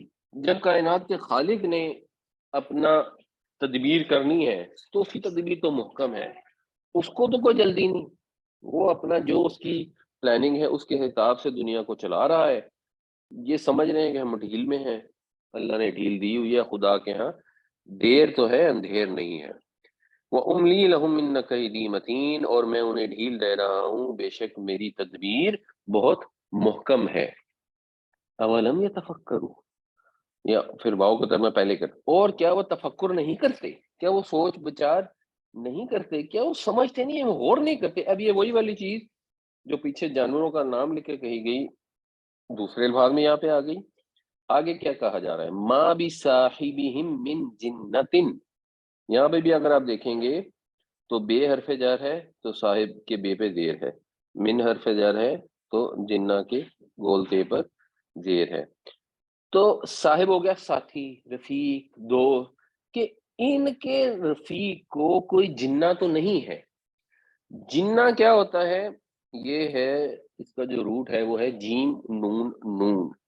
جیم نون نون کا بیسک جو میننگ ہوتا ہے نا اس کے اندر، وہ ہوتا ہے کسی چیز کو ڈھانپ دینا، کوئی چیز ٹھک جانی۔ اس سے پھر کئی الفاظ عربی میں استعمال ہوتے ہیں۔ ایک لفظ ہم بہت کامن پڑھتے ہیں جنہ، جنہ کہتے ہیں گھنے باغ کو جو زمین کو ڈھانپ دیتا ہے۔ یا پھر ایک لفظ استعمال ہوتا ہے جنہ، جنہ جو ہے وہ ڈھال کو کہتے ہیں۔ یہ روزے کے لیے آتا ہے کہ نبی کریم صلی اللہ علیہ وسلم کی حدیث میں روزے کو ڈھال کا لفظ سے یاد کیا گیا ہے، کیونکہ ڈھال بھی جو ہے انسان کو ڈھانپ کر دشمن کے وار سے بچاتی ہے۔ اسی طرح جنہ بھی ہے، یہ بھی ڈھانپنے کے لیے، اس سے ایک تو اگر آپ جیم نون اور نون کا مفعول کریں نا تو وہ بن جاتا ہے مجنون۔ مجنون کون ہوتا ہے، جس کے اوپر جن آ جائے، یہ بیسیکلی جن سے ہے۔ جن بھی چھپی ہوئی مخلوق ہوتی ہے، وہ بھی نظر نہیں آتی، جیسے جنت جب ڈھانپ لیتی ہے تو زمین نظر نہیں آتی، اس لیے جن کا لفظ بھی اسی سے ہے۔ اسی سے پھر یہ جنہ ہے، یعنی جس کے اوپر جن چھا جائے، جن جس کے اوپر اثر کر دے، جو مجنون کر دے۔ تو جنہ کا مطلب ہوتا ہے جنون، دیوانگی۔ اب پرابلم کیا تھی، پرابلم شاید ہو سکتا ہے شروع میں ایسا بھی ہوا ہو کہ قریش مکہ کو یوں لگا ہو کہ یہ نبی کریم صلی اللہ علیہ وسلم اگر سے بات صحیح کرتے ہیں لیکن ان کی انٹینسٹی کو ذرا زیادہ ہے، یہ تو اگر کہہ رہے ہیں کہ جی اللہ کو مانو، عبادت کرو ورنہ بڑا نقصان ہو، لیکن یہ شاید تھوڑا زیادہ اس کے اندر آگے چلیں گے، اس کا چانس ہے، ویسے چانس اس کا کم ہی ہے۔ تو جیسے ہم کہہ دیتے ہیں کہ یہ تو بالکل ان کو جنون طاری ہو گیا ہے، یا جنون کی حد تک یہ کر رہے ہیں، تو ہو سکتا ہے کسی نے ایسے ویسے یوز کیا ہو، لیکن اپیرنٹلی یہ ہے کہ نبی کریم صلی اللہ علیہ وسلم ان کے ساتھ رہے تھے، ان کے پاس رہے تھے۔ پریکٹیکلی تو یہ ممکن ہی نہیں نا کہ جس نے 40 سال سے حضور کو دیکھا ہو، حضور کی باتیں سنی ہو، اور حضور کی باتیں کیسی کہ جب وہ خانہ کعبہ کے اندر حجر اسود لگانے کا موقع آیا اور نبی کریم صلی اللہ علیہ وسلم صبح صبح داخل ہوئے تو سارے خوش ہو گئے کہ صادق اور امین آ گئے، اور جب حضور نے فیصلہ فرمایا تو سارے اش اش کر اٹھے کہ کیسا زبردست فیصلہ کیا حضور نے صلی اللہ علیہ وسلم۔ تو اتنی رسپیکٹ اور اتنی حضور کی سمجھ بوجھ، ایمانداری، سچائی کی ان کے ہاں رسپیکٹ تھی، تو اتنے احمق تو وہ ہو ہی نہیں سکتے نا کہ کبھی ان کو خیال بھی آئے کہ نعوذ باللہ حضور کو کوئی دیوانگی ہے۔ بیسیکلی پرابلم یہ تھی کہ حضور کی زندگی سب کے سامنے تھی، تو عام لوگ، خاص طور سے جو عوام کا نام ہوتے ہیں، جو غور فکر نہیں کرتے، تو اب ان کو جو سردار تھے انہوں نے کوئی ایکسکیوز دینا، تو انہوں نے ایک ایکسکیوز یہ تراشا، اور بہت سارے قرآن میں ذکر آتا ہے، کہیں پہ یہ ہے کہ یہ جادوگر ہیں، جادو کر دیتے ہیں، اسی طرح یہ انہوں نے ایکسکیوز ان کو تراشا کہ یہ تو ایسے ہی نا ایکسٹریم ہے، بس یہ ان کو ذرا جنون لاحق ہو گیا ہے، یا ان کو کوئی آصف کا نعوذ باللہ سایہ ہو گیا ہے، اس وجہ سے یہ ایسی باتیں کر رہے ہیں کہ ہم مر جائیں گے تو ہم دوبارہ زندہ ہو جائیں گے، پھر ہم آگ میں چلے جائیں گے، ایسا بھلا کیوں ہوگا؟ دیکھو ممکن ہے کہ کوئی مرا ہوا بندہ ہڈیاں گل کے سڑ کے مٹی ہو جائے، اس کے بعد دوبارہ اس سے انسان پیدا ہو، یہ بھلا کیسے ہو سکتا ہے؟ تو اب جو عام عوام تھے ان کو تو بات سننے میں اپیل کرتی ہوگی، خاص طور سے جب جیسے مثال کے طور پہ حج کے موقع پر لوگ دور دور سے بھی آتے تھے، تو اب نبی کریم صلی اللہ علیہ وسلم کہیں پر قرآن شریف پڑھ رہے ہوں تو یہ اب یہ کیسے ہو سکتا ہے کہ سننے والے کو سمجھ ہی نہ آئے؟ تو وہ لوگ کیا کرتے تھے، پھر کوئی پروپیگنڈا کرنا تھا انہوں نے، وہ اصل بات کا زور توڑنے سے وہ اس طرح کی باتیں کرتے ہیں کہ انہیں جنون ہے، تو وہ اللہ تعالیٰ اس کو یہاں پہ ایک طرح سے ان کو توجہ دلا رہے ہیں کہ انہوں نے غور نہیں کیا اس بات پہ کہ یہ قریش آگے کہہ رہے ہیں کہ انہیں جنون ہے، ایسے ہوتے ہیں جنون والے لوگ، سمجھ ہی نہیں آ رہی ان کو. ان ہوا الا نذیر مبین. ان جب آئے گا اللہ کے ساتھ تو پھر اس کا ترجمہ کر دیں گے نہیں، نہیں ہے یہ مگر، یعنی یہ تو بس ایک نذیر ہیں، خبردار کرنے والے، ہوشیار کرنے والے ہیں، مبین کھلے. یہ تو واضح طور پر خبردار کر رہے ہیں، تمہیں بتا رہے ہیں کہ آگے جہنم کا گڑھا تمہارا انتظار کر رہا ہے، اس کے علاوہ تو کچھ بھی نہیں ہے. تو اولم یتفکروا ما بصاحبہم من جنہ ان هو الا نذیر مبین. اور کیا انہوں نے اس بات پر غور نہیں کیا کہ ان کے ساتھی کو کوئی جنون نہیں ہے، وہ تو بس ایک کھلا ہوشیار کرنے والا ہے. اولم ینظروا، کیا انہوں نے نہیں دیکھا، فی ملکوت السماوات والارض، زمین اور آسمان کے بادشاہی میں، بادشاہی میں مطلب زمین اور آسمان کے نظام میں، وما خلق اللہ من شیء، اور جو بھی چیزیں اللہ نے پیدا کی ہیں اس پہ انہوں نے غور نہیں کیا، ان کی طرف نگاہ نہیں کی، ان کو دیکھا نہیں، ان کو دیکھ کے یہ سمجھ نہیں آئی کہ یہ جو باتیں کر رہا ہے یہ اللہ کا رسول ہی ایسی باتیں کر سکتا ہے. اللہ کا رسول ہی ایک بتا سکتا ہے کہ عذاب آئے گا، قیامت آئے گی، اور تم ڈھیٹوں کی طرح کہہ رہے ہو نہیں آ رہے. زمین اور آسمان کا سسٹم نہیں چیک کیا، یہ گواہی نہیں دے رہی زمین ہر لمحہ، ہر لہجہ، ہر روز کہ ایک دن آئے گا جب سب کا حساب کتاب ہوگا. جتنا توازن، جتنا عدل کائنات میں موجود ہے، اور اگر دنیا میں نہیں ہے، اور ایک آدمی جاوید اقبال واقعی میں اگر 100 بچوں کو تیزاب میں گلا کے مار دیتا ہے تو آپ اس کو ایک دفعہ پھانسی دے لیں گے نا، 100 بچوں کا کیسے بدلا لیں گے؟ تو عدل تو نہیں ہو سکتا. تو اس کا مطلب ہے ایک دن ہوگا جب جزا سزا کا وقت آئے گا جس میں پھر وہی لوگ فلاح پائیں گے جو صحیح کام کرتے ہوں گے. یعنی سارا سسٹم دیکھ کے آپ کو سمجھ لگی قریش مکہ یہ تو مانتے تھے نا کہ کوئی ایک پیدا کرنے والا ہے. جب ہمارا کہیں پہ سسٹم ہوتا ہے اور ہمیں پتہ لگتا ہے کہ یہ شخص ہے جس نے 100 بچوں کو قتل کر دیا، تو ہمارا شعور ہمیں یہ اجازت تو نہیں دے گا کہ جس نے 100 بچوں کو قتل کیا اس کو ہم پھولوں کے ہار پہنائیں، اس کو ایوارڈ دیں، اس کو حسین و جمیل محل لا کے دیں کہ جی یہاں پہ تم عیش کرو.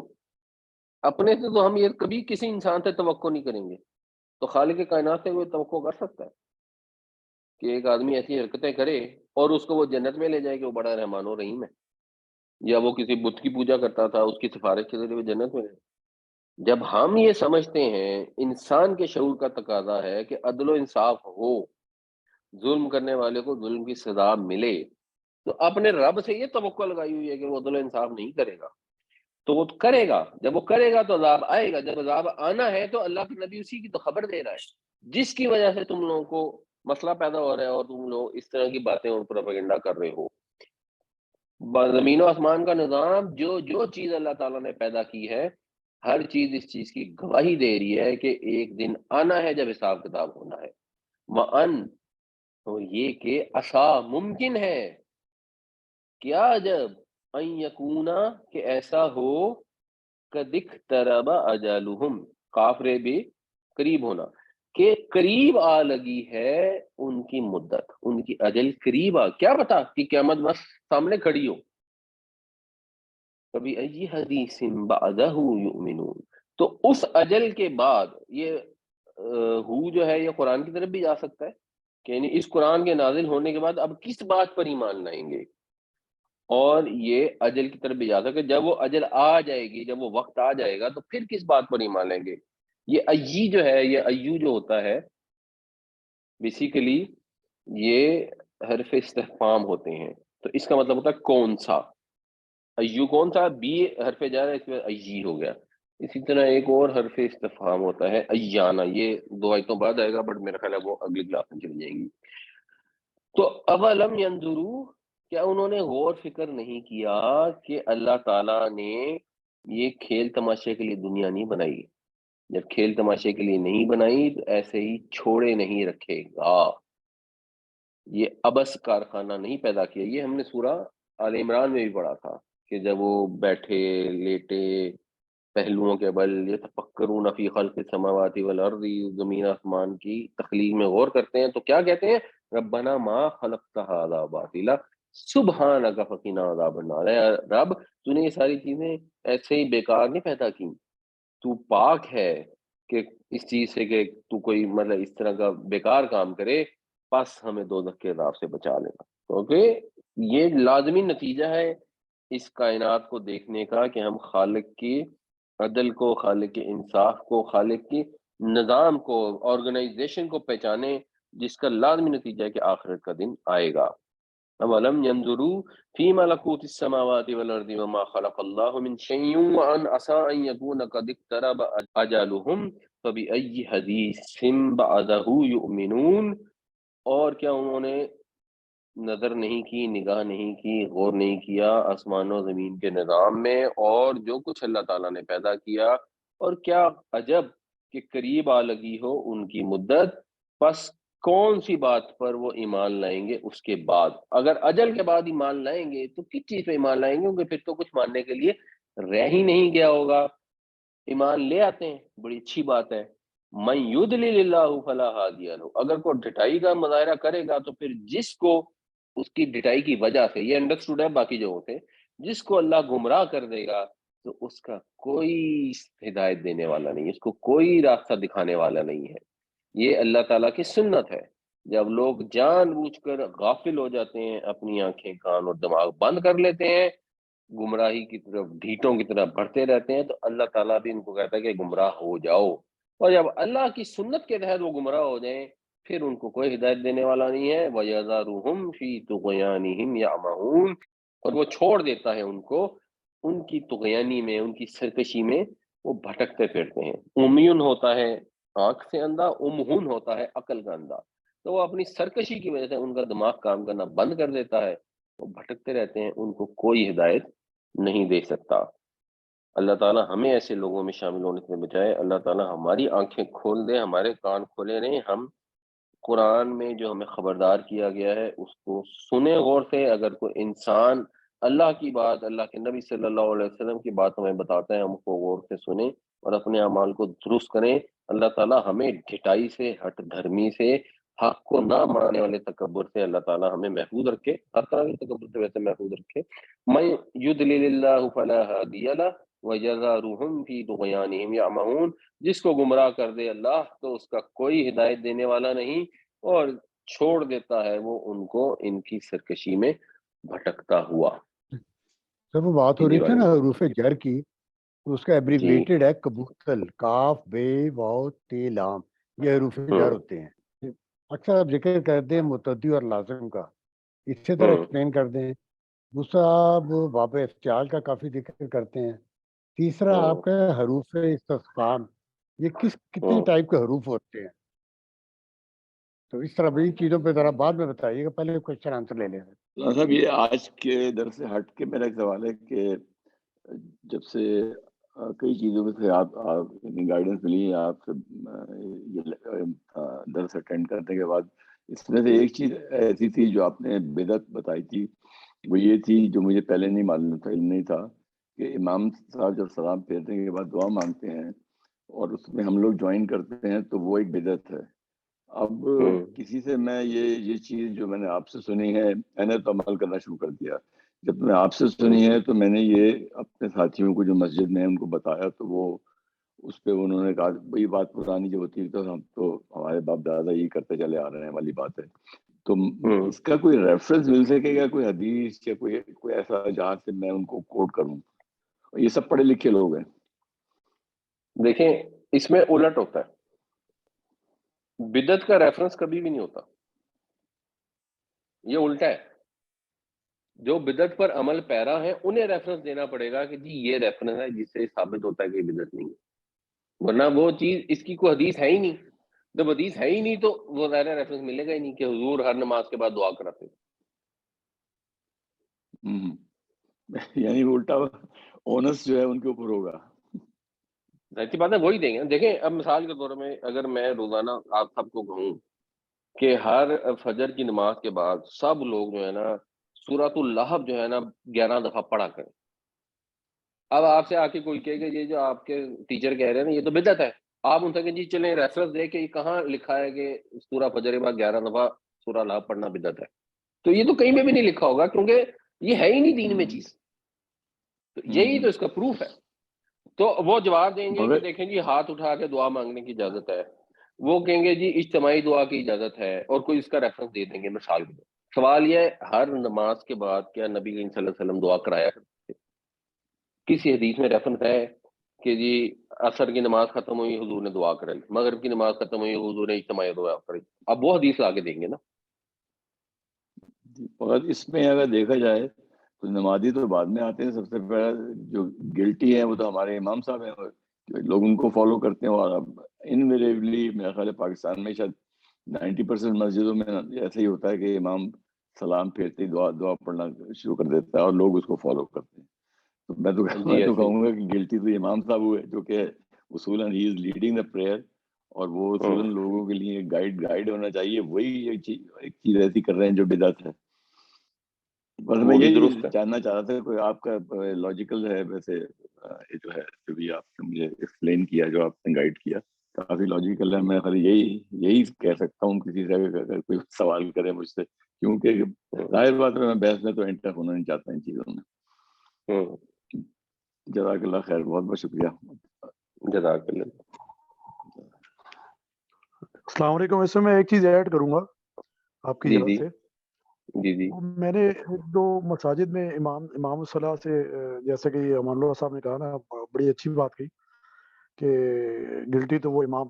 میں نے ان سے پوچھا, میں نے کہا بھائی یہ جو ہے کہیں سے صحابہ کی اس طرح جو کرتے ہیں, تو کہا نہیں حضور نے تو نہیں کی ہیں, لیکن بس ہم دعا کر دیتے ہیں, سب مطلب دعا مانگ رہے تو ہم دعا کر دیتے ہیں. تو یہ ان کا جواب تھا. اب یہ جواب اپنی جگہ درست ہو سکتا ہے اگر یہ کام کبھی کبھار ہو, ونس ان وائل ہو, پریکٹس نہ بنائیے تو تب تو ظاہر ہے اس میں کوئی ایشو نہیں ہے. جب پریکٹس بن جاتی ہے نا, دیٹ کریٹس دا پرابلم, اس سے یہ بدعت بن جاتا ہے. اچھا جی, یہ جو احمد صاحب نے سوال کیے ہیں یہ اب میں مختصر طور بتا دیتا ہوں. جو متعدی اور لازم ہے نا, ایک مثال کے طور پہ اردو میں ہم کہتے ہیں وہ بیٹھا. اب وہ بیٹھا جو ہے نا یہ ایک ایسا فعل ہے جس میں کوئی مفعول نہیں ریکوائرڈ. آپ کہیں گے وہ بیٹھا تو بات پوری ہو جائے گی, لیکن اگر ایک اور فعل ہے جس میں آپ کہتے ہیں اس نے مارا, اب اس نے مارا جو ہے نا وہ اس میں ایک مفعول ریکوائرڈ ہے. کس کو مارا؟ اس کے بغیر یہ کمپلیٹ ہی نہیں ہوتا. یعنی بیٹھنے کا عمل انسان خود بخود خود ہی کر لیتا ہے. اس کے بعد ایک متعلق فعل آتا ہے کہ کہاں بیٹھا, اگر آپ بتا دیں تو ٹھیک ہے جی کرسی پہ بیٹھا یا وہ بیٹھا, لیکن ویسے کو اس میں مفعول نہیں ہے. جیسے کھانا کھایا نا, تو کھانا ایک مفعول ہے, جس کو مارا گیا وہ ایک مفعول ہے. کرسی مفعول نہیں ہوتی, آدمی خود ہی فاعل اور مفعول ہوتا ہے کہ وہ خود ہی بیٹھ جاتا ہے. تو ایسے جہاں خود ہی وہ ہوتا ہے اس کو کہتے ہیں لازم, اور جس میں ایک مفعول لازمی ریکوائرڈ ہوتا ہے اس کو کہتے ہیں متعدی. تو عربی میں جو ابواب ہے نا, ان میں یہ خوبصورتی ہے کہ اکثر ہمیں میننگ کا مطلب کرنے میں آسانی ہو جاتی ہے. مثلا خرجہ کا مطلب ہوتا ہے وہ نکلا, اب یہ لازم ہے, اس کے اندر کوئی مفعول نہیں ریکوائرڈ. لیکن جب اس کو باب افعال کریں گے نا, اخرجا, تو اس کا مطلب ہوتا ہے اس نے نکالا. تو ہمیں سمجھ آ جاتی ہے کہ اچھا جی یہ کافی چانس ہے کہ اس میں اس نے نکالا مطلب ہوگا. باب تفعیل بھی عام طور پر لازم کو متعدی کرتا ہے. باب انفعال الٹا کرتا ہے. جیسے ہم نے پیچھے وہ بجاسا والا کیا تھا, بجاسا کا مطلب تھا کسی چیز کو چیر لگا کر اس میں سے مثلا خون نکالنا یا کسی لیکوڈ کو رواں کرنا, اور بجاسا کا مطلب ہوتا ہے خود پھوٹ پڑنا, تو وہ متعدی کو لازم کر دیتا ہے. اس کے لیے انگریزی کا بھی لفظ ہے, ویسے مجھے بھول گیا, انگریزی میں اس کے لیے بھی دو ٹائپس آف ورب ہوتے ہیں جو استعمال ہوتے ہیں. دوسری حروف استفہام جو ہے, حروف استفہام تو بس سمپل ہم اردو میں جیسے کہتے ہیں نا کیا, کب, کیوں, یا انگریزی میں ڈبلیوز ہوتے ہیں, واٹ, وین, ویئر, ہو. اسی طرح عربی میں بھی کوشچننگ کے لیے استعمال ہوتے ہیں فریزز کہہ لیں یا حروف کہہ لیں. وہ بہت سارے ہیں, وہ 15-16 تو ایسی ہیں جو قرآن شریف میں استعمال ہوتی ہے. اس میں مثلا ایو بھی ہے, ایانا بھی ہے, اور بھی بہت ساری ہیں, من بھی ہے, ماں بھی ہے. تو وہ ہم وقتاً فوقتاً کرتے رہتے ہیں. آج کیونکہ 2 آئیں تو میں نے اس کی طرف آپ کو ریفر کر دی. اور باب افتعال یہ بھی جو ہے یہ اس کو متعدی کو جنرلی درا لازم کی طرف لے کے جاتا ہے. تو ہدا کا مطلب ہوتا ہے اس نے رہنمائی کی. اہتدا کا مطلب ہوتا ہے اس نے رہنمائی حاصل کی, اس نے رہنمائی یا سیدھا رستہ اختیار کیا. تو جب کسی نے سیدھا رستہ اختیار کر لیا تو اب وہ خود ہی ایک طرح سے اس کا فائل ہے. تو یہ باب افتعال ہے. ویسے عام طور پہ افتعال میں تھوڑا سا, بلکہ زیادہ تر ابواب میں, افعال میں بھی کچھ حد تک, بٹ تفعیل میں, افتعال میں, اس میں ایمفسس بھی تھوڑا ہوتا ہے, اہتمام سے کوئی چیز کرنا. تو باقی یہ ابواب جو ہے نا, یہ تھوڑے بہت آپ لوگ کوشش کر کے پڑھتے رہا کریں تو اس کا ڈیفینیٹلی گرامر کی انڈرسٹینڈنگ بہتر ہوتی ہے نا, تو میننگ بھی بہتر سمجھ آتے ہیں, غلطی کا چانس کم ہو جاتا ہے, اور جو قرآن شریف کی خوبصورتی ہے نا اس کو ذرا اپریشیٹ کرنے کے بھی آدمی قابل ہو جائے. اچھا, یہ آپ نے کہا نا کہ اتنی دفعہ استغفار, اتنی دفعہ سورۃ اللہ پڑھ لو. دیکھیں قرآن میں جب اللہ نے کہہ دیا کہ اللہ کا ذکر کرو ذکرن کثیرا, بہت کثرت سے ذکر کرو, تو اگر کوئی آدمی بیٹھ کے 100 دفعہ استغفار پڑھتا ہے یا 1000 دفعہ درود شریف پڑھتا ہے یا اس طرح کی کوئی قرآن کی آیات پڑھ لیتا ہے, تو اس میں میرا خیال ہے کوئی حرج نہیں ہونا چاہیے. یہ بدعت نہیں ہو جائے گی جی کہ آپ نے ایک نہیں ہو جائے گی, بالکل نہیں ہوگی. جی بالکل, کیونکہ جب کہا گیا ہے کہ ذکر کرو کثرت سے کرو, تو پھر یہ سارے جو لوگ بیٹھ کے کرتے ہیں تو وہ اسی کا حصہ ہی ہے. نہیں آپ نہیں, پہلے آپ ڈیسائیڈ کریں. کوئی یہ کرے گا تو بدعت نہیں ہوگی, اور یہ سارے کریں گے تب بھی بدعت نہیں ہوگی. اس میں سب ذکر ہی تو کر رہے ہیں اور کیا کر رہے ہیں, نہیں بھائی ذکر ہی تو کر رہے ہیں اور کیا کر رہے ہیں. دیکھا نا, مل کے بیٹھ کے کر رہے ہیں, اکیلے بیٹھ کے کر رہے ہیں یہ, لیکن نماز کا حصہ, یہ فرائض کا حصہ بن گیا تو وہ نہیں ٹھیک. اس بات درست ہے, وہ بدعت میں آ جائے گا. اگر آپ 10 بندے کر بیٹھ کے کہتے ہیں جی یہ اللہ کا ذکر کرے کیونکہ حکم ہے, تو اگر اچھا ذکر پھر کرتے ہیں یہ اللہ بتائیے کا کہ ذکر بدعت کرتے ہیں, کیا لا ہوتی الہ ہے, پڑھتے ہیں. کوئی بدعت کی اگزامپل تو جو آپ جو اپنی طرف سے کوئی چیز دین میں اضافہ کرنے کو بدعت کہتے ہیں. مثلا کوئی اگزامپل دیں. مثلا جو آپ یہ جو نماز سلام پھیرا ساتھ درود شریف پڑھنا شروع کر دیا, یہ لا الہ پڑھنا شروع کر دیا, تو کبھی درود کبھی پڑھنے کا نہیں تو صحابہ حکم نے ہے, پڑھا. جس طرح ان آپ کہتے اللہ ہیں, و جس طرح آپ ملائکتہ یصلون علی النبی, نہیں وہ تو ہے, لیکن جس طرح آپ بھی کہتے ہیں ایمان کہ والو وہ تم بھی ضروری نبی جو ہے پہ اس کو درود بھیجو. جی یہ تو وہ آرگومنٹ دیتے ہیں نا جو ہمارے بڑے بھائی ہیں, وہ دیتے ہیں کہ بھائی اس طرح جو ہے, میں آپ کے آرگیومنٹ کا لے لیکن رہا آپ ہوں نا. خود ہی دیکھیں کہتے ہیں کہ اگر سارے مل کر 100 دفعہ پڑھیں کوئی بھی درود اکٹھے ہو کے, اور سارے مل کر اگر ہر نماز کے بعد پڑھیں, تو ان میں فرق کیا ہے؟ ویسے پڑھنا تو آپشنل ہے نا, تو فرض جو ہے نماز کے بعد میں کر اسی لیے دیا میں تو نے وہ تو ایک روٹین. نہیں آپ کوئی اور وقت رکھیں. آپ کے خیال اور میں وقت میں وقت کی کرنے میں وجہ کوئی سے حرج بدعت نہیں. ہوتی ہے, نماز کے آگے پیچھے کرنے سے بدعت ہوتی ہے, یا 100 دفعہ کس کام سے بدعت ہوتی ہے؟ دیکھیں نماز فرض ہے, اس کے بعد یہ روٹین بنانے کے ہر نماز کے بعد ہی پڑھنا ہے, تو میرا خیال میں یہ بدعت آ جائے گی. لیکن اگر اچھا, اور اگر انڈیویجولی ہم کسی ہر اور نماز نہ جگہ رکھیں, کسی اگر اور آپ وقت میں, روزانہ 12 بجے کا وقت رکھ لیں, اس کو میرے خیال میں بدعت نہیں ہوگی, کیونکہ اس میں کوئی ہم نے فرائض کو میں کمی بیشی تو نہیں کر رہے. یہ تو آپشنل چیز ہے, ایک دفعہ 12 بجے پڑھ لیں, دوسرے دن 3 بجے پڑھ لیں, 4 بجے پڑھ لیں. نہیں ایک دفعہ 12 بجے اور ایک دفعہ 3 بجے پڑھیں گے تو پھر سارے تو نہیں کر رہے ہوں گے نا, پھر تو کوئی کر رہا ہوگا, کوئی کے عمل میں کوئی مسئلہ نہیں ہے. یہ سمجھنے والی بات ہاں ہے. بالکل ٹھیک ہے جی, بالکل جب آپ فرمائیں. سارے مل کے کام شروع کر دیتے ہیں نا, وہ پریکٹس بن جاتی ہے, وہ رواج بن جاتا ہے. رواج کے طور پہ وہی دینی چیز اختیار کی جا سکتی ہے جو اللہ کے نبی صلی اللہ علیہ وسلم نے رواج دی. یہ فرق ہے. تو اگر آپ اکیلے آپ ہر نماز کے بعد درود شریف پڑھیں گے, اس میں کوئی مسئلہ نہیں.